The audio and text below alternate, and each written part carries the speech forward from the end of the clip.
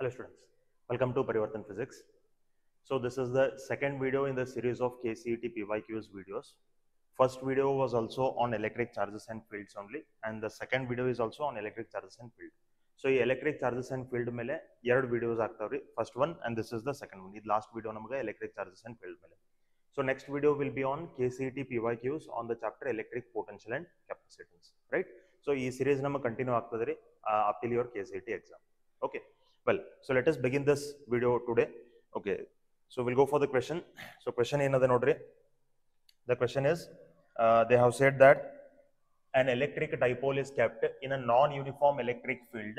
It generally experiences non-uniform electric field ಒಳಗೆ ಇಟ್ಕೊಂಡಾಗ ಏನಾಗ್ತದೆ ಅಂತ ಕೇಳ್ತಾರೆ. See, ಇದು ನಮಗೆ ಫಸ್ಟ್ ಗೊತ್ತಿರಬೇಕು. If a dipole is kept in a uniform electric field, ಈಗ ಒಂದು dipole ನಮಗೆ uniform electric field ಒಳಗೆ ಇತ್ತು ಅಂತ ಇಟ್ಕೋರಿ.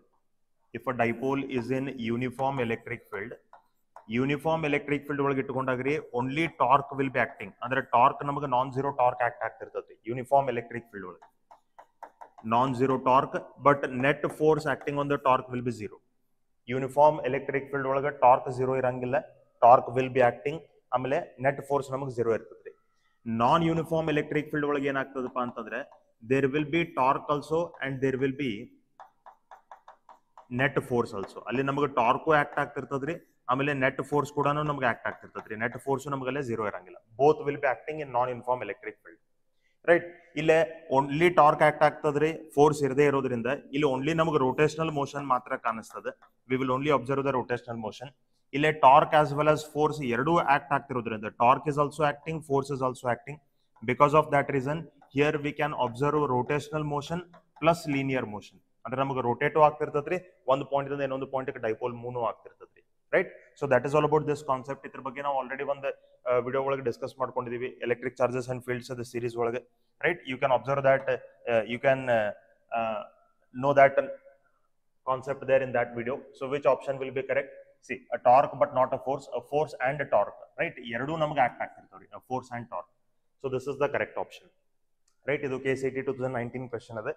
ನೆಕ್ಸ್ಟ್ ನೋಡ್ರಿ, we'll go for one more question now. That is what they have told.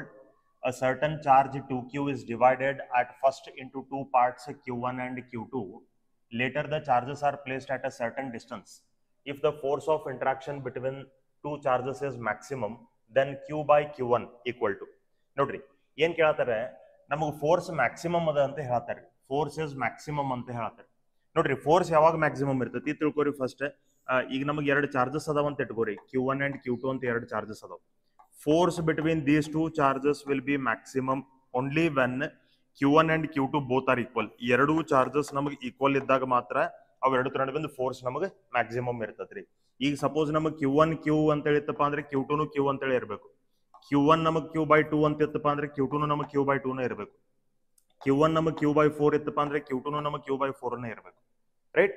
So the charges must be equal, then only the force between them will become maximum. ಅವ್ರ ನಡುವಿನ force ನಮಗೆ maximum ಆಗ್ತದೆ. So ಈಗ ಏನ್ ಕೇಳ್ತಾನ್ರಿ, 2q ಅಂತ ಏನ್ charge ಅದಲ್ಲ, ಈ 2q ಅನ್ನೋ ಚಾರ್ಜ್ ಅನ್ನ ಎರಡು ಪಾರ್ಟ್ಸ್ ಸ್ಪ್ಲಿಟ್ ಮಾಡ್ಕೊಂಡಿದ್ದಾರೆ, ಡಿವೈಡ್ ಮಾಡ್ಕೊಂಡಿದ್ದಾರೆ ಅಂತ ಹೇಳ್ತಾರ್ರಿ. ಏನ್ ಪಾರ್ಟ್ಸ್? q1 ಮತ್ತು q2 ಅಂತ ಹೇಳಿ. ಸೊ 2q ಚಾರ್ಜ್ ಅನ್ನ ಎರಡು ಪಾರ್ಟ್ಸ್ ಸ್ಪ್ಲಿಟ್ ಮಾಡ್ಕೊಂಡಂದ್ರೆ ಇವ್ ಎರಡು ಪಾರ್ಟ್ಸ್ ಈಕ್ವಲ್ ಇರ್ಬೇಕು ಅನ್ನೋದು ನಮ್ಗೆ ಗೊತ್ತಾಗಿದ್ರಿ. ಹಂಗಾದ್ರೆ 2q ಈಕ್ವಲಿ ಡಿವೈಡ್ ಮಾಡ್ಕೋಬೇಕಾದ್ರೆ ಎಷ್ಟು ಆಗ್ತದ್ರಿ? It will B q, right. 2q/2 ಅಂತಂದ್ರೆ q. ಸೊ q1 ವ್ಯಾಲ್ಯೂನು q ಇರಬೇಕು, q2 ವ್ಯಾಲ್ಯೂನು q ಇರಬೇಕು.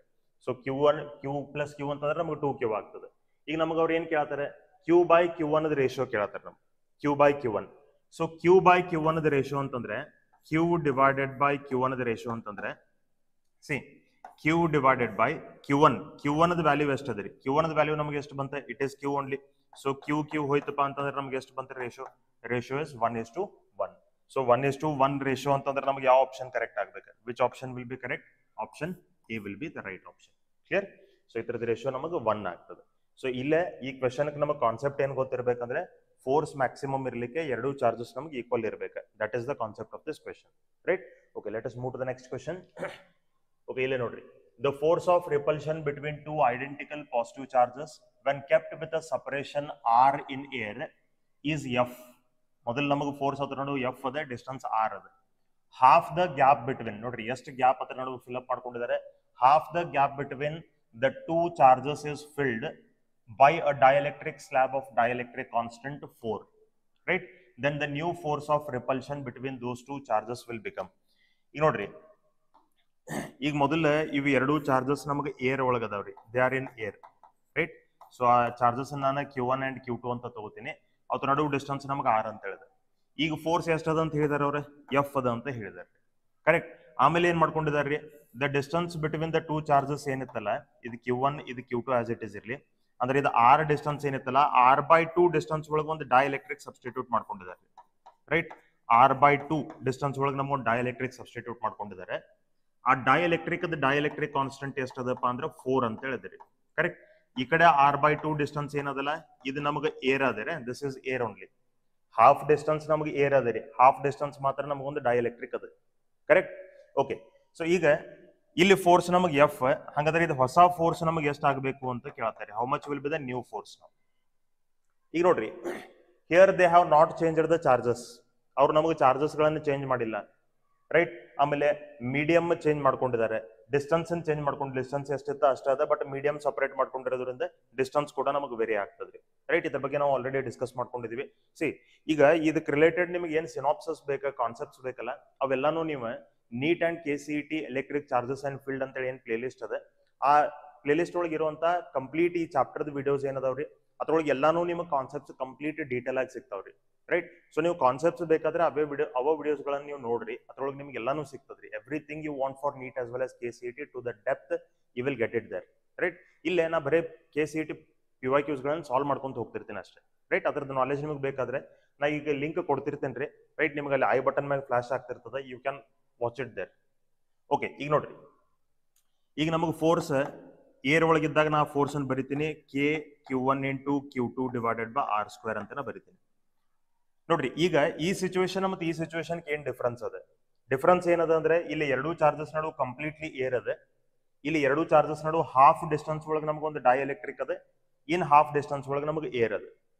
ಸೊ ಈ ಡೈಎಲೆಕ್ಟ್ರಿಕ್ ಏನದಲ್ಲ, ಡೈಎಲೆಕ್ಟ್ರಿಕ್ ಕಾನ್ಸ್ಟೆಂಟ್ ನಾವು K1 ಅಂತ ಬರ್ಕೊಳ್ಳೋಣ. ಅಂದ್ರೆ ಇದು ಫಸ್ಟ್ ಮೀಡಿಯಂ ರೀ, ಇದು ಫಸ್ಟ್ ಮೀಡಿಯಂ, ಏರ್ ಅಂತ ಏನದಲ್ಲ ಅದು ಸೆಕೆಂಡ್ ಮೀಡಿಯಂ ಅಂತ ತಿಳ್ಕೊರಿ. ಎರಡು ಮೀಡಿಯಮ್ಸ್ ಅದಾವ ಇಲ್ಲಿ, ಒಂದು ಡೈಎಲೆಕ್ಟ್ರಿಕ್ ಮೀಡಿಯಂ ಅದ, ಒಂದು ಏರ್ ಅದ. ಸೊ ಮೊದಲನೇ ಡೈಎಲೆಕ್ಟ್ರಿಕ್ ಮೀಡಿಯಂ ಡೈಎಲೆಕ್ಟ್ರಿಕ್ ಕಾನ್ಸ್ಟೆಂಟ್ ಎಷ್ಟು ಅಂತ ಕೊಟ್ಟಿದ್ದಾನೆ? 4. ಏರ್ ದ ಡೈಎಲೆಕ್ಟ್ರಿಕ್ ಕಾನ್ಸ್ಟೆಂಟ್ ಎಷ್ಟು ಇರ್ತದ್ರಿ? 1, ಕರೆಕ್ಟ್? ಸೊ ಈ ಕ್ವೆಶನ್ ಒಳಗೆ, ಈ ಸಿಚುವೇಶನ್ ದಾಗ he has not changed the charges, ಅವ್ನು ಚಾರ್ಜ್ ಗಳನ್ನ ಬದಲು ಮಾಡಿಲ್ಲ, ರೈಟ್? ಅವ ಏನ್ ಮಾಡಿದಾನೆ? ಮೀಡಿಯಂ ಅನ್ನು ಚೇಂಜ್ ಮಾಡಿದಾನೆ. ಅದು ಏನ್ರಿ, ಕಂಪ್ಲೀಟ್ ಮೀಡಿಯಂ ಅನ್ನು ಚೇಂಜ್ ಮಾಡಿಲ್ಲ, ಹಾಫ್ ಮೀಡಿಯಂ ಅನ್ನು ಚೇಂಜ್ ಮಾಡಿದಾನೆ. ಸೊ ಮೀಡಿಯಂ ಬದಲಾಗೋದ್ರಿಂದ ಡಿಸ್ಟೆನ್ಸ್ ಕೂಡ ನಮ್ಗೆ ಬದಲಾಗ್ತದ್ರಿ, ರೈಟ್? ಸೊ ಈಗ ನಾವ್ ಏನ್ ಫೈಂಡ್ ಮಾಡ್ಬೇಕಂತಂದ್ರೆ, ನ್ಯೂ ಡಿಸ್ಟೆನ್ಸ್ ನಾವಿಲ್ಲೇ ಫೈಂಡ್ ಮಾಡ್ಬೇಕ್ರಿ. ಇಲ್ಲಿ ಹೆಂಗೆ ನಮಗೆ R ಅಂತ ಡಿಸ್ಟೆನ್ಸ್ ಇತ್ತೆ, ಇಲ್ಲಿ ನಮಗೆ R' ಅಂತ ನಾವು ಡಿಸ್ಟೆನ್ಸ್ ಅಂತ ತಗೊಳ್ಳೋಣ. ಇದೇನು ಎರಡು ಚಾರ್ಜಸ್ ನಡುವೆ ಡಿಸ್ಟೆನ್ಸ್ ಅದರಲ್ಲ, ಇದು ನಮಗೆ ಹೊಸ ಡಿಸ್ಟೆನ್ಸ್ ಇರ್ತದ್ರಿ, R'. ಡಿಸ್ಟೆನ್ಸ್ ಯಾಕೆ ಬದಲಾಯ್ತು? ಯಾಕಂದ್ರೆ ಅಲ್ಲಿ ಮೀಡಿಯಂ, ಡೈಎಲೆಕ್ಟ್ರಿಕ್ ಮೀಡಿಯಂ ಸಬ್ಸ್ಟಿಟ್ಯೂಟ್ ಮಾಡ್ಕೊಂಡಿದ್ದಾರೆ, ರೈಟ್? ಕಂಪ್ಲೀಟ್ಲಿ ಡೈಎಲೆಕ್ಟ್ರಿಕ್ ಮೀಡಿಯಂ ಅನ್ನು ಸಬ್ಸ್ಟಿಟ್ಯೂಟ್ ಮಾಡ್ಕೊಂಡಿದ್ರೆ ಅವಾಗೂ ನಮಗೆ ಡಿಸ್ಟೆನ್ಸ್ ಚೇಂಜ್ ಆಗ್ತಿತ್ತು, ಪಾರ್ಷಿಯಲಿ ಸಬ್ಸ್ಟಿಟ್ಯೂಟ್ ಮಾಡ್ಕೊಂಡ್ರು ಚೇಂಜ್ ಆಗ್ತದೆ. ಸೊ ಈ R' ಹೆಂಗ್ ಫೈಂಡ್ ಮಾಡೋದ್ರಿ? ಈಗ R' ನೋಡ್ರಿ, ಡಿಸ್ಟೆನ್ಸ್ ಚೇಂಜ್ ಆಗಿರೋದ್ರಿಂದ ಫೋರ್ಸ್ ಚೇಂಜ್ ಆಗ್ತದ್ರಿ, ಅದಕ್ಕೆ ನಾವು ಹೊಸ ಫೋರ್ಸ್ ಅನ್ನು ಫೈಂಡ್ ಮಾಡ್ಬೇಕಂತ ಹೇಳಿದ. ಓಕೆ, ಈ R' ಕ್ಯಾಲ್ಕುಲೇಟ್ ಮಾಡ್ಲಿಕ್ಕೆ ನಾವು ಒಂದು ಶಾರ್ಟ್ಕಟ್ ಫಾರ್ಮುಲಾ ಬರ್ಕೊಂಡಿದ್ದು, it was root K1 × R1 plus root K2 × R2 ಅಂತೇಳಿ ನಾವು ಒಂದು ಫಾರ್ಮುಲಾ ಬರ್ಕೊಂಡಿದ್ದು. ಇದು R' ಇದ್ರಿ, ಕರೆಕ್ಟ್? ಸೊ ಈಗ ನಾವು ಹೊಸ ಡಿಸ್ಟೆನ್ಸ್ ಫೈಂಡ್ ಮಾಡ್ಲಿಕ್ಕೆ ಇರುವಂತ ಫಾರ್ಮುಲಾ ಇದು. ನಮಗೆ ಬೇಕಾಗೈತಿ F' ರೀ, ರೈಟ್? F ಟರ್ಮ್ಸ್ ಆಗಿ ನಮಗೆ ಬೇಕಾಯ್ತು. I will take the ratio ನಾವು. ನೋಡ್ರಿ, F' divided by F is equal to F' ಅಂತಂದ್ರೆ I can write it as K/Q1 × Q2 divided by R'², ಅಥವಾ ಬರೆದು ಬಿಡೋಣ ಇಲ್ಲಿ R'². ಆಮೇಲೆ F ಅಂದ್ರೆ ಈ ತರದ ಫಾರ್ಮುಲಾ ಇಲ್ಲದ, ಇದು ನಮಗೆ ರೆಸಿಪ್ರೋಕಲ್ ಆಗ್ತದ್ರಿ. It will become R² divided by K/Q1 × Q2 ಅಂತ ನಮಗೆ ಆಗ್ತದೆ, ಕರೆಕ್ಟ್ ಅದ್ರಿ? So K/Q1 × Q2 will get cancelled. I will get it as F' divided by F is equal to R² divided by R'². R' ಅಂತಂದ್ರೆ ನಮಗೆ ಏನದ, root of K1 × R1 plus root of K2 × R2 whole square ಅಂತ ಹೇಳಿದ್ರಿ, correct? So ಇದನ್ನ simplify ಮಾಡ್ಕೊಡ್ರಿ. What will get? F' divided by F is equal to R² divided by root K1 ಅಂತಂದ್ರೆ ಮೊದಲನೇ medium the dielectric constant ರೀ, ಎಷ್ಟು ಅದರಿ? 4. So 4 root ಅಂದ್ರೆ ಎಷ್ಟು ಆಗ್ತದೆ? 2. R1 ಅಂದ್ರೆ distance of the first medium the distance ಎಷ್ಟು ಅದರಿ? R/2, correct? ಸೊ ಇದನ್ನ ನಾನು R/2 ಅಂತ ಬರ್ಕೋತೀನಿ. ಪ್ಲಸ್ K2 ಅಂದ್ರೆ second medium the dielectric constant ರೀ, ಎಷ್ಟು ಅದ? 1. R2 ಅಂತಂದ್ರೆ ಏನ್ರಿ, R2 ಅಂತಂದ್ರೆ ಸೆಕೆಂಡ್ ಮೀಡಿಯಮ್ ದ ಡಿಸ್ಟೆನ್ಸ್ ರೀ, ಅದು R/2. I will write it as R divided by 2 whole square. Clear? Okay, in ನೋಡ್ರಿ ಇದು f dash divided by f is equal to R square divided by ನಮಗೆ ಇದು 2 ಮತ್ತು 2 cancel ಆಯ್ತು. ಇಲ್ಲಿ ನಮಗೆ ಉಳಿತ R plus R/2 whole square ಅಂತ ಉಳಿತು. Clear ಅದರಿ? Okay, so this will be f dash divided by f is equal to R square divided by ಇದು ನಮಗೆ R plus R/2 ಅಂದ್ರೆ 3R/2 ಆಗ್ತದೆ. 3R/2 whole square ಅಂದ್ರೆ ಏನಾಗ್ತದ್ರಿ, 9R square divided by 4 ಆಗ್ತದೆ. So R square cancel ಆಯ್ತು, ನಮಗೆ ಬಂತ 4 divided by 9 ಅಂತೇಳಿ. So the new force f dash will be equal to 4 divided by 9f. ಎಷ್ಟು ನಮಗೆ ಹೊಸ ಫೋರ್ಸ್ ಇರ್ತದ್ರಿ, 4 divided by 9f. ಅಂದ್ರೆ ಯಾವ ಆಪ್ಷನ್ ನಮಗೆ ಕರೆಕ್ಟ್ ಆಗ್ಬೇಕು, ಆಪ್ಷನ್ ಡಿ ನಮಗೆ ಕರೆಕ್ಟ್ ಆಗ್ಬೇಕು. ಈ ಫಾರ್ಮುಲಾ ನಮಗೆ ಗೊತ್ತಿರ್ಬೇಕ್ರಿ, then only we can solve this easily. Okay, let us go to the next question. Then ಈಗ ನೋಡ್ರಿ, the magnitude of a point charge, magnitude of a point charge due to which the electric field 30 centimeter away from the magnitude 30 centimeter away has the magnitude 2 Newton per coulomb. ಏನೇನ್ given ಅದ, distance given ಅದ, electric field given ಅದ, ಏನ್ ಕೇಳತ್ತಾರ, magnitude of point charge. So point charge of the electric field the formula ರೀ, E is equal to 9 into 10 raised to 9 Q divided by R square formula. Correct? So E ನಮಗೆ ಎಷ್ಟು ಕೊಟ್ಟಿದೆ, 2 ಅಂತ ಕೊಟ್ಟಿದೆ. ಇದು 9 into 10 raised to 9 Q ನಾವು find ಮಾಡಬೇಕಾಗಿದೆ. R ನಮಗೆ 30 ಸೆಂಟಿಮೀಟರ್ ಅದ, ಅದನ್ನ ಮೀಟರ್ ಒಳಗೆ ತಗೊಂಡ್ರೆ 30 into 10 raised to -2 ಆಯ್ತು. ಕರೆಕ್ಟ್? ಅದನ್ನ ನಾವು ಸ್ಕ್ವೇರ್ ತಗೋಬೇಕು, 30 into 10 raised to -2 whole square. Clear? So ಈಗ ಇದನ್ನ ನಾವು ಸಿಂಪ್ಲಿಫೈ ಮಾಡ್ಕೊಂಡ್ರೆ 9 into 10 raised to 9 Q divided by ಇದು 30 ಸ್ಕ್ವೇರ್ ಅಂದ್ರೆ 900 ಆಯ್ತು, 10 raised to -2 ಸ್ಕ್ವೇರ್ ಅಂದ್ರೆ 10 raised to -4 ಆಯ್ತು. ಕರೆಕ್ಟ್ ಅದ ರೀ? ಸೊ ಇಲ್ಲಿ ನೋಡ್ರಿ, ಈ 00 ಇದ್ರಾಗಿಂದ 10 raised to -2 ನಮಗೆ ಹೋಗ್ತದ್ರಿ. So what I will get it as 9 into 10 raised to 9 Q divided by ಇದು 9 into 10 raised to -2 ನಮಗೆ ಉಳ್ಕೊಳ್ತದೆ. ಕರೆಕ್ಟ್? ಸೊ ಇಲ್ಲೇ 9 ಮತ್ತು 9 ನಮಗೆ ಕ್ಯಾನ್ಸಲ್ ಆಯ್ತು. ಓಕೆ, ಈಗ 10 raised to +9 ಕೆಳಗೆ ಬಂತಪ್ಪ ಅಂದ್ರೆ 10 raised to -9 ಆಗ್ತದ್ರಿ. 10 raised to -9 10 raised to -2 ಅಂದ್ರೆ ಎಷ್ಟಾಯ್ತು, 10 raised to -11. ಆ 10 raised to -11 ಈ ಕಡೆ ಮಲ್ಟಿಪ್ಲೈ ಆಗಬೇಕು. So Q is equal to ನಮಗೆ ಎಷ್ಟು ಬರ್ತದಪ್ಪ ಅಂದ್ರೆ 2 into 10 raised to -11 coulomb. This much charge we will get. So which option is correct? Option A is correct. ಇದು ನಮ್ಮ ಕರೆಕ್ಟ್ ಆಪ್ಷನ್ ಆಗ್ತದೆ. Clear? Okay, will go to the next question. Then ನೋಡ್ರಿ, 3 point charges of +2Q, +2Q and -4Q are placed at the corners ABC of an equilateral triangle. ABC of side X. Okay, the magnitude of the electric dipole moment of this system. Okay, magnitude of electric dipole moment ಕೇಳತ್ತಾರ್ರಿ. ನೋಡ್ರಿ, equilateral triangle ಅಂದಾರ್ರೆ. So first let us take an equilateral triangle. ಒಂದು equilateral triangle ನಾವು ಇಲ್ಲೇ ತಗೊಳ್ಳೋಣ. Okay, this is an equilateral triangle. ಏನಂದರೆ ಈ equilateral triangle ಮೇಲೆ they have kept the charges +2Q, +2Q and -4Q ಅಂತೇಳಿ. Let this be A, let this be B and let this be C. A point ಒಳಗೆ ನಮಗೆ ಎಷ್ಟು charge ಅದ್ರಿ, +2Q ಅದ. B point ಒಳಗೆ ನಮಗೆ ಎಷ್ಟು ಅದ, +2Q. C ಪಾಯಿಂಟ್ ಒಳಗೆ ಎಷ್ಟು ಅದ್ರಿ, -4Q ಅಂತ ಚಾರ್ಜ್ ಅದ್ರಿ. ನಮ್ಗೆ ಏನ್ ಕೇಳತ್ತಾರೆ, magnitude of the electric dipole moment of the system. Dipole moment ನಮಗೆ ಕೇಳತ್ತಾರೆ. ಈಗ ನೋಡ್ರಿ, ಡೈಪೋಲ್ ಅಂತಂದ್ರೆ ಹೆಂಗೆ ಇರ್ತದ್ರಿ, there will be 2 equal and opposite charges, -Q +Q. ರೈಟ್? ಅದ್ರ ನಡುವಿನ ಡಿಸ್ಟೆನ್ಸ್ ನಾವು ಏನಂತ ತಗೋತೀವಿ, we take it as 2a. Okay, so dipole moment the direction ಯಾವಾಗೂ ಯಾವ ಕಡೆ ಇರ್ತದ್ರಿ, it will be from negative charge to positive charge. Dipole moment the direction ರೀ. Dipole moment is a vector quantity. Correct? Okay, so ಇಲ್ಲೇ ನಮ್ಗೆ dipole moment ಎಷ್ಟಾಗ್ತದಪ್ಪ ಅಂದ್ರೆ it will be 2a, ಅಂದ್ರೆ distance between the charges into any one of the charge. ಎರಡರಾಗಿಂದ ಯಾವ್ದಾದ್ರು ಒಂದು charge ರೀ, 2a into Q. Correct? ಇದು dipole moment formula, distance between the charges into any one of the charge. ಇಲ್ಲಿ ಎಷ್ಟು dipoles form ಆಗ್ತಾವ ನೋಡ್ರಿ. ನೋಡ್ರಿ, ಡೈಪೋಲ್ ಫಾರ್ಮ್ ಆಗಬೇಕಾದ್ರೆ there has to be 2 equal and opposite charges. ಎರಡು ಈಕ್ವಲ್ ಅಂಡ್ ಅಪೋಸಿಟ್ ಚಾರ್ಜಸ್ ನಮಗೆ ಅಲ್ಲಿ ಇರಬೇಕು. ಕರೆಕ್ಟ್? ಸೊ ಇಲ್ಲೇ +2Q ಇದೇನು -4Q ಅದಲ್ಲ, ಈ -4Q ನೀವು ಹಿಂಗೆ ತಿಳ್ಕೊಡ್ರಿ, -2Q ಮತ್ತು -2Q ಅಂತ ಎರಡು ಚಾರ್ಜಸ್ ಇಲ್ಲಿ ಅದಾವ ಅಂತ ಅನ್ಕೊಡ್ರಿ. ನೀವು -2Q ಅಂತ ಎರಡು ಚಾರ್ಜಸ್ ಅದಾವ ಅಂತ ಅನ್ಕೊಳ್ರಿ. ಸೊ ಹಿಂಗಾಗಿ ಈ +2Q ಮತ್ತು ಈ -2Q ಕೂಡ ಒಂದು ನಮಗೆ ಡೈಪೋಲ್ ಇಲ್ಲೇ ಫಾರ್ಮ್ ಆಗ್ತದ್ರಿ, ಒಂದು ಡೈಪೋಲ್. ಆಮೇಲೆ ಈ +2Q ಮತ್ತು ಈ -2Q ಕೂಡ ಇನ್ನೊಂದು ಡೈಪೋಲ್ ನಮಗೆ ಇಲ್ಲಿ ಫಾರ್ಮ್ ಆಗ್ತದೆ. So how many dipoles are getting formed here? 2 dipoles. ಹಾಗಾದ್ರೆ ಡೈಪೋಲ್ ಮೂಮೆಂಟ್ಸ್ ನಮಗೆ ಯಾವ ಡೈರೆಕ್ಷನ್ ದಾಗ ಇರ್ಬೇಕ್ರಿ? ಯಾವ ಡೈರೆಕ್ಷನ್ ದಾಗ ಇರ್ಬೇಕು ನೋಡ್ರಿ, ನೆಗೆಟಿವ್ ಟು ಪಾಸಿಟಿವ್. ಅಂದ್ರೆ ಫಸ್ಟ್ ಡೈಪೋಲ್ ಮೂಮೆಂಟ್ ನಮಗೆ ಈ ಡೈರೆಕ್ಷನ್ ದಾಗ ಇರ್ಬೇಕು. Second dipole moment negative to positive ಈ ಡೈರೆಕ್ಷನ್ ಒಳಗೆ ಇರಬೇಕು. ಎರಡೂ ಡೈಪೋಲ್ಸ್ ಚಾರ್ಜಸ್ ಸೇಮ್ ಅದಾವೆ ನೋಡ್ರಿ. ಆಮೇಲೆ ಡಿಸ್ಟೆನ್ಸ್ ಆಫ್ ಎವ್ರಿ ಸೈಡ್ ನಮಗೆ ಎಕ್ಸ್ ಅಂತ ಹೇಳಿದರೆ, ಯಾಕಂದ್ರೆ ಇದು ಈಕ್ವಿಲಾಟರಲ್ ಟ್ರ್ಯಾಂಗಲ್ ಅಂದಾನೆ, ಅದಕ್ಕೆ ನಮಗೆ ಎಲ್ಲಾ ಚಾರ್ಜಸ್ ಡಿಸ್ಟೆನ್ಸ್ ನಮಗೆ ಸೇಮ್ ಅದ ರೀ. So +2q -2q distance is X, +2q -2q distance is X. ಅಂದ್ರೆ ಎರಡೂ ಡೈಪೋಲ್ಸ್ ಐಡೆಂಟಿಕಲ್ ಅದಾವ್ರಿ. ಐಡೆಂಟಿಕಲ್ ಇರೋದ್ರಿಂದ, ಐಡೆಂಟಿಕಲ್ ಅಂತ ಯಾಕೆ ಹೇಳ್ತೀವಿ, ಯಾಕಂದ್ರೆ ಚಾರ್ಜಸ್ಸು ಸೇಮ್ ಅದಾವೆ, ಡಿಸ್ಟೆನ್ಸು ಸೇಮ್ ಅದ. ಐಡೆಂಟಿಕಲ್ ಇರೋದ್ರಿಂದ ಡೈಪೋಲ್ ಮೂಮೆಂಟ್ ಅನ್ನ ಏನಂತ ಬರಿತೀನಿ, ಪಿ, ಎರಡು ಥರದ್ದು ಪಿ ಅಂತ ಹೇಳಿ ಬರಿತೀನಿ. I will not write it as P1 and P2. Okay, so there are 2 dipole moments. ನಾವು ಇವೆರಡು ನಡುವೆ ಆಂಗಲ್ ಎಷ್ಟು ಇರ್ಬೇಕ್ರಿ ನಮಗೆ, angle has to be 60 degree, ಯಾಕಂದ್ರೆ ಈಕ್ವಿಲಾಟರಲ್ ಟ್ರ್ಯಾಂಗಲ್ ಅದ. So finally we got to know there are 2 dipole moments, there are 2 equal dipole moments acting at an angle 60 degree, right? So ಎರಡು equal vectors 60 degree ಒಳಗೆ act ಆಗತ್ತಿದ್ದಪ್ಪ ಅಂತಂದ್ರೆ ಅವತರದ resultant ನಮಗೆ ಎಷ್ಟಾಗ್ತದೆ, √3p ಅಂತ ಆಗ್ತದ್ರಿ. √3p correct. 60 ಡಿಗ್ರಿ ಒಳಗಿದ್ರೆ √3p, 90 ಡಿಗ್ರಿ ಒಳಗಿದ್ರೆ √2p ಕರೆಕ್ಟ್, 120 ಡಿಗ್ರಿ ಒಳಗಿದ್ರೆ p, ರೈಟ್. ಇವೆಲ್ಲ ನಮಗೆ ಸ್ಟ್ಯಾಂಡರ್ಡ್ ರಿಸಲ್ಟ್ಸ್ ಗೊತ್ತದಾವ್ರಿ. So equal vectors acting at 60 degree, the result will be √3p. P ಅಂತಂದ್ರೆ ಏನ್ರಿ, dipole moment. So dipole moment ಅಂತಂದ್ರೆ ನಾನು ನಿಮ್ಗೆ ಏನ್ ಹೇಳಿದ್ನಿ, ಡೈಪೋಲ್ ಮೂಮೆಂಟ್ ಅಂದ್ರೆ it is distance between the 2 charges and any one of the charge.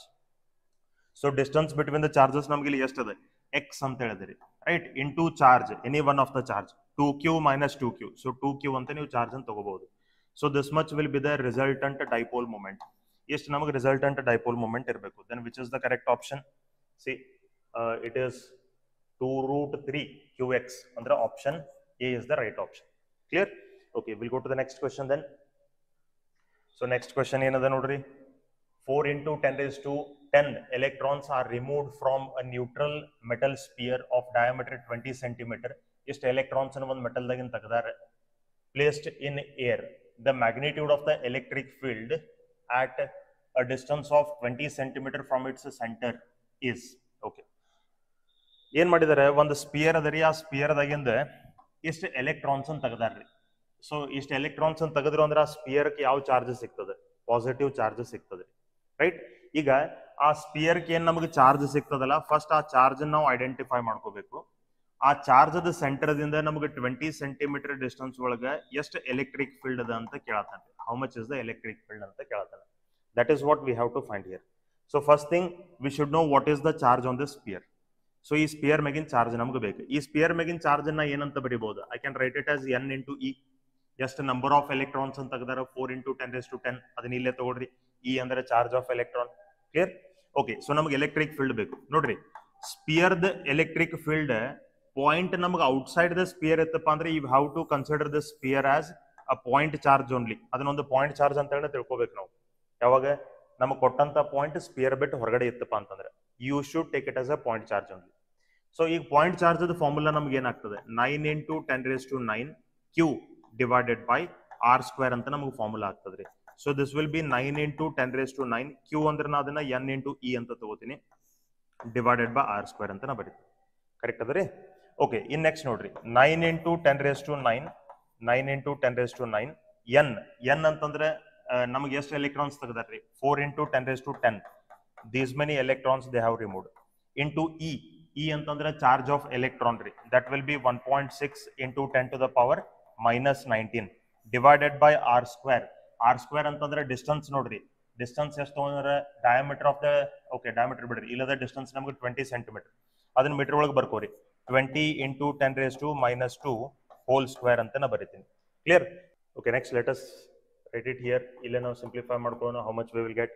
So ಈಗ ನೋಡ್ರಿ, 10⁻⁻19 -19 ಹೋಯ್ತಾ, ನಮ್ಗೆ ಏನು ಉಳಿತೆ, 9 × 1.6 ರೈಟ್, ಡಿವೈಡೆಡ್ ಬೈ, ಸಾರಿ ಇಲ್ಲೊಂದು 4 ಅದ, ಇಂಟು 4 ಡಿವೈಡೆಡ್ ಬೈ 20² ಅಂದ್ರೆ ಎಷ್ಟಾಗ್ತದ್ರಿ, 400 ಇಂಟು 10⁻⁻2² ಅಂದ್ರೆ 10⁻⁻4 ಆಯ್ತು.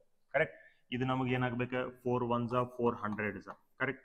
ಸೊ ಇಲ್ಲೇ e is equal to 9 × 1.6 divided by 100 × 10⁻⁻4 ಅಂದ್ರೆ 10⁻⁻2 ಆಯ್ತು. 100 ಅಂದ್ರೆ 10⁻+2, 10⁻+2 10⁻⁻4 ಆಗಿದ್ರೆ ನಮಗೆ 10⁻². Okay, what I will get, e is equal to 9 × ಈ 10⁻⁻2 ನಾ ಮೇಲ್ಗಡೆ ತಗೊಂಡ್ರೆ +2 ಆಗ್ತದೆ ರೀ 10 raised to +2 ಕರೆಕ್ಟ್. ಸೊ ಈಗ ಇದನ್ನು ಸಿಂಪ್ಲಿಫೈ ಮಾಡ್ಕೊಂಡ್ರೆ 9 into 160 160 ಅಂತ ನಾ ತಗೋಬಹುದು.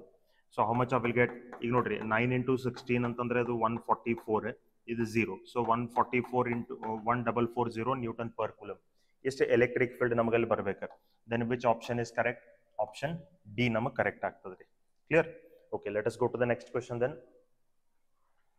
The next question ನೋಡ್ರಿ, 2 spheres of electric charges +2 nano coulomb and -8 nano coulomb are placed at a distance d apart.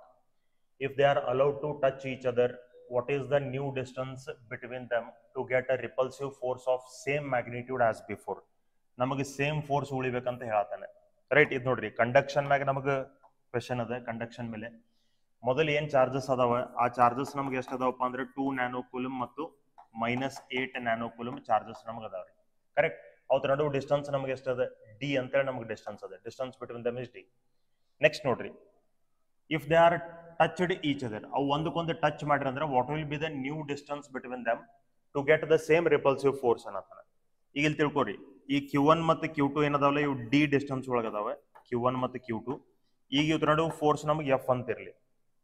ಆಮೇಲೆ ಏನನ್ನತಾರಿ, ಆ ಎರಡೂ ಚಾರ್ಜಸ್ ಗಳನ್ನ ಟಚ್ ಮಾಡತ್ತಾರಿ. ಸೊ ಎರಡೂ ಚಾರ್ಜಸ್ ಗಳನ್ನ ಟಚ್ ಮಾಡಿದ್ರೆ ನಮಗೆ ನೆಟ್ ಚಾರ್ಜ್ ಎಷ್ಟು ಆಗ್ತದ್ರಿ? ನೆಟ್ ಚಾರ್ಜ್ ವಿಲ್ ಬಿ 2 - 8 ಅಂತಂದ್ರೆ -6 ನ್ಯಾನೋ ಕೂಲಂಬ್ ಆಗ್ತದ್ರಿ. Then what will be the new charges? Q1 dash ಮತ್ತು Q2 ಡ್ಯಾಶ್ ಎಷ್ಟು ಇರ್ತಾವ್ರಿ? -3 ನ್ಯಾನೋ ಕೂಲಂಬ್ ಇರ್ತಾವ್ರಿ. ಸೊ ಎರಡು ಬಾಡೀಸ್ ಗಳನ್ನ ನೀವು ಟಚ್ ಮಾಡ್ರಿ ಅಂತಂದ್ರೆ ಅವು ಎರಡೂ ಬಾಡೀಸ್ ಮೇಲೆ ಇರುವಂತ ಚಾರ್ಜಸ್ ಗಳು ನಮಗೆ ಅಲ್ಜೆಬ್ರಿಕಲಿ ಆಡ್ ಆಗಿ ಆಮೇಲೆ ಈಕ್ವಲಿ ನಮಗೆ ಡಿವೈಡ್ ಆಗ್ತಾವ್ರಿ. ಕಂಡಕ್ಷನ್ ರೀ, right. This we have seen there in the electric charges and fields concept, right. So ಈಗ ನಮಗೆ ಎರಡು ತರ ಚಾರ್ಜಸ್, ಹೊಸ ಚಾರ್ಜಸ್ ನಮ್ಗೆ 3 ನ್ಯಾನೋ ಕೂಲಂಬ್ ಆಗ್ತಾವ. ಸೊ ಅವ ಏನತಾನೆ, ಈ ಎರಡೂ ಚಾರ್ಜಸ್ ಗಳನ್ನ Q1 ಡ್ಯಾಶ್ ಮತ್ತು Q2 ಡ್ಯಾಶ್ ಅಂತ ನಿಮ್ಗೆ ಏನ್ ಎರಡು ಹೊಸ ಚಾರ್ಜಸ್ ಬಂದು, ಇವ್ ಎರಡೂ ಚಾರ್ಜಸ್ ಗಳನ್ನ ನೀವು ಎಷ್ಟು ಡಿಸ್ಟೆನ್ಸ್ ಒಳಗೆ ಇಟ್ಕೊಂಡ್ರೆ ಮೊದಲು ಎಷ್ಟು ಫೋರ್ಸ್ ಇತ್ತು ಅಷ್ಟ ಫೋರ್ಸ್ ನಿಮಗೆ ಬರ್ಲಿಕ್ಕೆ ಸಾಧ್ಯದ, ಆ ಡಿಸ್ಟೆನ್ಸ್ ಕ್ಯಾಲ್ಕುಲೇಟ್ ಮಾಡ್ರಿ ಅಂತ ಕೇಳ್ತಾನೆ. ಸಿ ಇಲ್ಲಿ ಏನ್ ಮಾಡಿದಾನೆ, ಚಾರ್ಜಸ್ ನಮಗೆ ಅವ್ನು ಚೇಂಜ್ ಮಾಡ್ಕೊಂಡಿದ್ದಾರೆ. ಎರಡೂ ಸ್ಪಿಯರ್ಸ್ ಅನ್ನು ಟಚ್ ಮಾಡಿರೋದ್ರಿಂದ ಎರಡೂ ಸ್ಪಿಯರ್ಸ್ ಮೇಲಿನ ಚಾರ್ಜ್ ನಮಗೆ ಚೇಂಜ್ ಆಗ್ತಾವ, ಬಟ್ ಫೋರ್ಸ್ ಸೇಮ್ ಉಳಿದದ ಅಂತ ಹೇಳ್ತಾನೆ. ಹಂಗಾದ್ರೆ ಡಿಸ್ಟೆನ್ಸ್ ಎಷ್ಟು ಇರಬೇಕು ಅಂತ ಕೇಳ್ತಾನೆ. ಸೊ ಇಲ್ಲಿ ನೋಡ್ರಿ, ಇಲ್ಲಿ ನಾವು ಫೋರ್ಸ್ ಇದನ್ನ ಬರಿಬೇಕಾದ್ರೆ ಏನಂತ ಬರಿಬೇಕು? I have to write it like this. ಇಲ್ಲೇನ okay, let me write it like this. ಇದು 9 into 10 raised to 9 9 into 10 raised to 9 into Q1 into Q2, 2 into 8 will be 16, nano into nano will be 10 raised to -18 divided by d square ಅಂತ ನಾ ಬರಿತೀನಿ ರೀ. divided by d square, correct. So ಇದು ನಮಗೆ ಎಷ್ಟು ಆಗ್ತದ್ರಿ? F will be equal to 9 into 16 ಅಂದ್ರೆ ಇದು ನಮಗೆ 144 ಆಯ್ತು. 144 into 10 raised to -9 plus 9 -18 -9 divided by d square, ಇಷ್ಟು ನಮಗೆ ಬರ್ತದೆ. ಇನ್ನು ಈ ಫೋರ್ಸ್ ಎಷ್ಟು ಬರ್ಬೇಕ್ರಿ? How much will be this force? ಈ ಫೋರ್ಸ್ ನೋಡ್ರಿ ನಮಗೆ ಎಷ್ಟು ಬರ್ತದೆ? F is equal to it will be 140. F is equal to 9 into 10 raised to 9. Okay, Q1 dash into Q2 dash ಅಂದ್ರೆ ಏನು? -3 into -3 ನಮಗೆ 9 ಆಯ್ತು. ನ್ಯಾನೋ ಇಂಟು ನ್ಯಾನೋ -18 ಆಯ್ತು. Divided by square of distance between them D dash ರೀ. Okay, new distance D dash square. ಇದೇನು force ಅದ, ಮೊದಲು ಎಷ್ಟು ಫೋರ್ಸ್ ಇತ್ತು ಅಷ್ಟ ಅದ ಅಂತ ಹೇಳಿದ. ಫೋರ್ಸ್ ಚೇಂಜ್ ಆಗಿಲ್ಲ, ಅಷ್ಟೇ ಫೋರ್ಸ್ ಅದ ಅಂತ ಹೇಳ್ದ. ಸೊ ಅದ ಫೋರ್ಸ್ ಅನ್ನ ಇಲ್ಲೇ ಸಬ್ಸ್ಟಿಟ್ಯೂಟ್ ಮಾಡ್ಕೋತೀನಿ. So this will be 144 into 10 raised to -9 divided by d square equal to ಇದು 9 into 10 raised to 9 ಆಮೇಲೆ ಇದು 9 into 10 raised to -18 divided by d dash square ಅಂತ ನಾ ಬರ್ಕೋತೀನಿ. ಓಕೆ, ಈಗ ನಮಗೆ ಇದೇನಾಗ್ತದೆ ನೋಡ್ರಿ, ವಾಟ್ ಐ ವಿಲ್ ಗೆಟ್? ಈಗ ಇಲ್ಲೇ I can write it like this. ಇದು 10 raised to -9 ಇದ್ರಾಗಿನ 10 raised to -9 ಹೋಯ್ತು. ಹಂಗಾದ್ರೆ ಇಲ್ಲಿ ಎಷ್ಟು ಉಳಿತ್ರಿ? 10 raised to -9 ಉಳಿತು. ಆ 10 raised to -9 ಇದು 10 raised to +9 ಹೋಯ್ತು, ರೈಟ್. ಓಕೆ, ಫೈನಲಿ ನಮಗೆ ಇದು 9 1 ಇದು 9 16 ಹೋಯ್ತು. So finally what I will get? I will get it as 16 divided by d square is equal to 9 divided by d dash square. ನಂಗೆ d dash ಬೇಕಾಗಿತ್ರಿ. So d dash divided by d whole square is equal to 9 divided by 16 ಬರ್ತದೆ. I will take this on this side. ಇದನ್ನ ಈ ಕಡೆ ನಾ ತಗೋತೀನಿ. So ಈಗ ನಾ ಸ್ಕ್ವೇರ್ ರೂಟ್ ತಗೊಂಡ್ರೆ ನಂಗೆ d dash divided by d is equal to ಬರ್ತದೆ 3/4 ಅಂತ. So what I will get the new distance? New distance will be 3/4 of the original distance. 3/4 of the original distance, correct? So ಯಾವ option correct ಆಗ್ಬೇಕು? ಹಂಗಾದ್ರೆ ನಮಗೆ 3/4 ಅಂತಂದ್ರೆ ಯಾವ option correct ಆಗ್ಬೇಕು? It has to be option C. C option ನಮ್ಗೆ correct ಆಗ್ತದೆ. Okay, let us go to the next question then. ಇಲ್ಲೇ ನೋಡ್ರಿ ಇದು ಡೈರೆಕ್ಟ್ ಇಕ್ವೇಶನ್ ಅದ, ನೀವು ನೋಡಿದ್ರೆ ಗೊತ್ತಾಗ್ತದೆ. Axial electric field, equatorial electric field represents electric field at a point on the axial and equatorial line of dipole. If the points are at a distance r from the center of the dipole, for r is very much greater than a. ನಮಗೆ axial field ಮತ್ತು ಯಾವುದು equatorial field ನಡುವಿನ relation ಕೇಳಿದಾರೆ. The correct relation is axial electric field is twice the equatorial electric field and it is opposite. ಇದು ನಮಗೆ ಥಿಯರಾಟಿಕಲಿ ಗೊತ್ತಿರ್ತದ್ರಿ, right? ಆದ್ರೂ ಕೂಡ ನಾವು ಇಲ್ಲೇ ನೋಡ್ಕೊಳ್ಳೋಣ. Just I will tell you. ಈಗ ಇಲ್ಲಿ ನೋಡ್ರಿ ಇದು ಡೈಪೋಲ್ ಅದ ಅಂತ ಇಟ್ಕೋರಿ. If this is the dipole, ಇದು ಮೈನಸ್ ಕ್ಯೂ ಚಾರ್ಜ್, ಇದು plus Q charge. Axial field ನಮ್ಗೆ ಇಲ್ಲಿ ಬರ್ತದ್ರಿ. ಎಕ್ಸಿಯಲ್ ಫೀಲ್ಡ್ ಎಷ್ಟು ಇರ್ತದಪ್ಪ ಅಂದ್ರೆ ಕೆ ಇಂಟು 2p/r³. ಕೆ ಅಂದ್ರೆ 1/4πε0. ಇಕ್ವೇಟೋರಿಯಲ್ ಎಲೆಕ್ಟ್ರಿಕ್ ಫೀಲ್ಡ್ ಇಲ್ಲಿ ಬರ್ತದ್ರಿ. ಇಕ್ವೇಟೋರಿಯಲ್ ಎಲೆಕ್ಟ್ರಿಕ್ ಫೀಲ್ಡ್ ಅಂತಂದ್ರೆ this will be K into p/r³ ಅಂತ ಬರ್ತದ್ರಿ, ಕರೆಕ್ಟ್? ಸೊ ಇದು ಎಕ್ಸಿಯಲ್ ಫೀಲ್ಡ್ ಯಾವ ಕಡೆ ಡೈರೆಕ್ಷನ್ ಇರ್ತದ್ರಿ? It will B in this direction. Equatorial ಯಾವ ಕಡೆ ಇರ್ತದ್ರಿ? ನಾವು ಥಿಯರಿ ಒಳಗೆ ಡೆರಿವೇಶನ್ ಮಾಡ್ಕೊಂಡಿದೀವಿ, ಇದು ಈ ಕಡೆ ಇರ್ತದ್ರಿ, ರೈಟ್? ಈಗ ನಾವು ಎರಡು ಫಾರ್ಮುಲಾಸ್ ನೋಡ್ಕೊಂಡ್ರೆ ಗೊತ್ತಾಗ್ತದೆ. Axial is twice of equatorial. Direction ದಾಗ ಹೆಂಗದ? ಒಂದು ರೈಟ್ ಸೈಡ್ ಅದ, ಒಂದು ಲೆಫ್ಟ್ ಸೈಡ್ ಅದ, right? So we have to write it like this. Axial electric field is equal to twice of equatorial electric field and they are opposite in direction. This is the correct relation. Okay, let us go to the next question then. So illi nodri, an electron of mass m, charge E, falls through a distance h meter in a uniform electric field E. Then time of fall, right? Time of fall anta kelತಾರೆ. ಇದು actually motion of charged particle ಮೇಲೆ ಅದ. ಆ charged particle related acceleration ನೋಡ್ಕೊಂಡಿದೀವಿ, force ನೋಡ್ಕೊಂಡಿದೀವಿ, distance travelled ನೋಡ್ಕೊಂಡಿದೀವಿ, correct? ಆಮೇಲೆ kinetic energy, momentum, everything, all these formulas we have seen. ಅದರೊಳಗಿಂದ ಒಂದು ಫಾರ್ಮುಲಾನ ಯೂಸ್ ಮಾಡ್ಕೊಂಡೆ ನಾವಿಲ್ಲೇ ಈ ಇದನ್ನ ನಾವು ಡೈರೆಕ್ಟ್ ಆಗಿ ಬರೀಬಹುದು. ನಾವು ಅಲ್ಲಿ ಡಿಸ್ಟೆನ್ಸ್ ನೋಡ್ರಿ, ಇಲ್ಲಿ ಏನು ಕೊಟ್ಟಿದ್ದಾರೆ ಅದನ್ನ ಮೊದಲು ನೋಡ್ಕೋರಿ. He has given the distance travelled. Distance travelled ಕೊಟ್ಟಿದ್ದಾನೆ ಅಂದ್ಮೇಲೆ ನಾವು ಡಿಸ್ಟೆನ್ಸ್ ಟ್ರಾವೆಲ್ಡ್ ಫಾರ್ಮುಲಾನ ಯೂಸ್ ಮಾಡ್ಬೇಕು, right? So distance travelled formula ನೋಡ್ರಿ, I have to take it as half at², ಯಾಕಂದ್ರೆ ಇಟ್ ಫಾಲ್ಸ್ ಅಂತಂದಾನೆ ಅಂದ್ರೆ ಇನಿಷಿಯಲ್ ವೆಲಾಸಿಟಿ ನಮಗೆ 0 ಆಯ್ತು. ಸೊ ಡಿಸ್ಟೆನ್ಸ್ ಇಲ್ಲಿ ಎಷ್ಟು ಕೊಟ್ಟಿದ್ದಾರೆ? h ಕೊಟ್ಟಿದ್ದಾರೆ, ಹಾಫ್. ಎಕ್ಸಲರೇಷನ್ ಅಂತಂದ್ರೆ ಏನ್ರಿ? ನೋಡ್ರಿ, f is equal to q into E ಇರ್ತದೆ. f ಅಂದ್ರೆ ಮಾಸ್ ಇಂಟು ಎಕ್ಸಲರೇಷನ್, ಇದು q into E. So acceleration ನಮ್ಗೆ ಎಷ್ಟು ಬರ್ತದ್ರಿ? q into E divided by m ಅಂತ ಬರ್ತದೆ. Substitute that here, q into E divided by m. ಇವೆಲ್ಲ formulas ನೆನಪಿರ್ಬೇಕ್ರಿ. We have to remember these formulas, right? So ಇದು ನಮಗೆ 2hm ಡಿವೈಡೆಡ್ ಬೈ QE ಆಗ್ತದೆ. So t is equal to ನಮಗೆ root of 2hm divided by QE. So ಯಾವ option correct ಆಗ್ಬೇಕು ಹಂಗಾದ್ರೆ?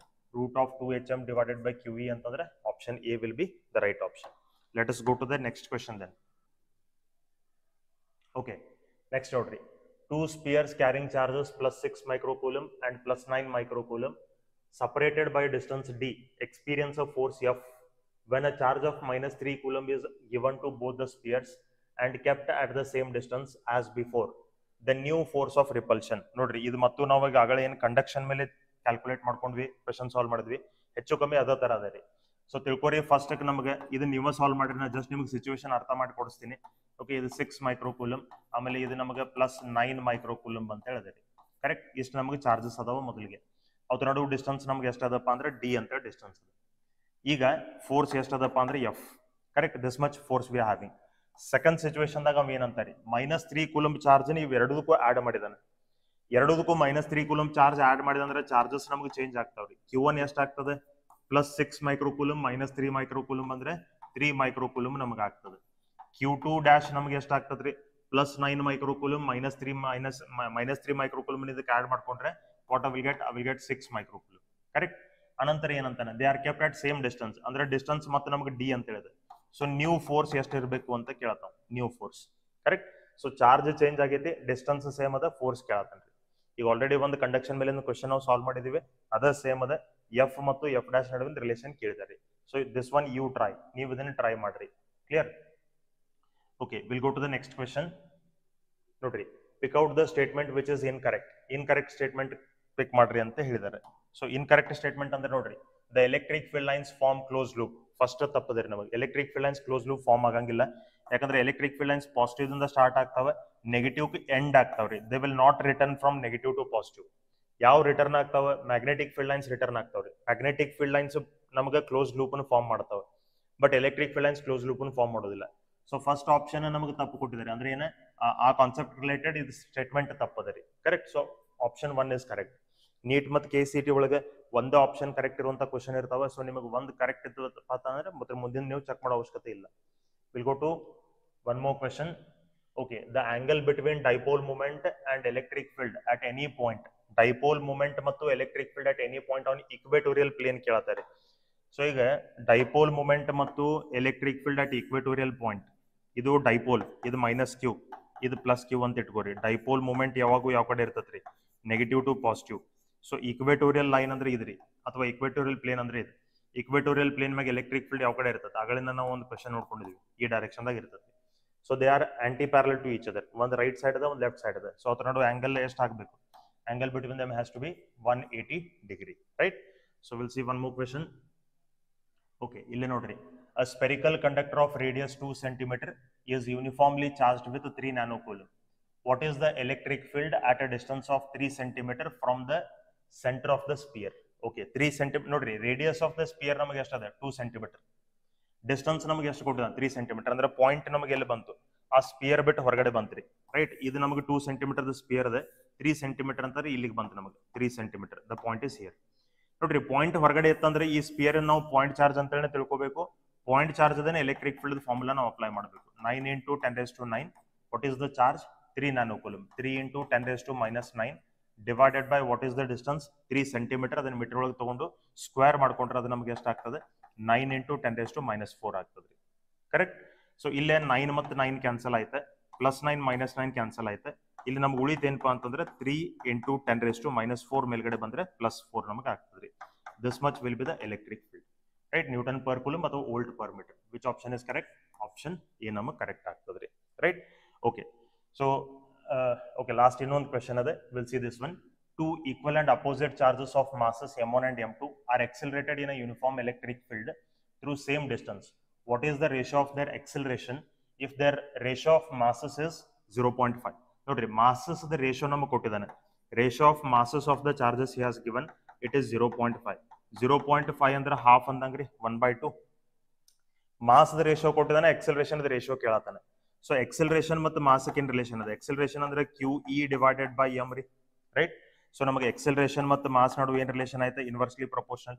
So acceleration ದ ರೇಷಿಯೋ ನಮಗೆ ಏನಾಗಬೇಕು, ಇದು 1:2 ಆದ್ರೆ ಇದು ನಮಗೆ 2:1 ಅಥವಾ 2 ಅಂತ ಆಗ್ಬೇಕು, correct. Then which option is correct, option A is correct. Clear. Okay, that is all about the KCET PYQs on electric charges and fields. So last 10 years of the PYQs ಗಳನ್ನ ನಾವು ಈ ಎರಡು ವಿಡಿಯೋಸ್ ಗಳಲ್ಲಿ solve ಮಾಡಿದ್ವಿ. Hope this will be very useful to you. And solving PYQs is one of the most important part of your preparation for KCET 2024. Don't skip this preparation.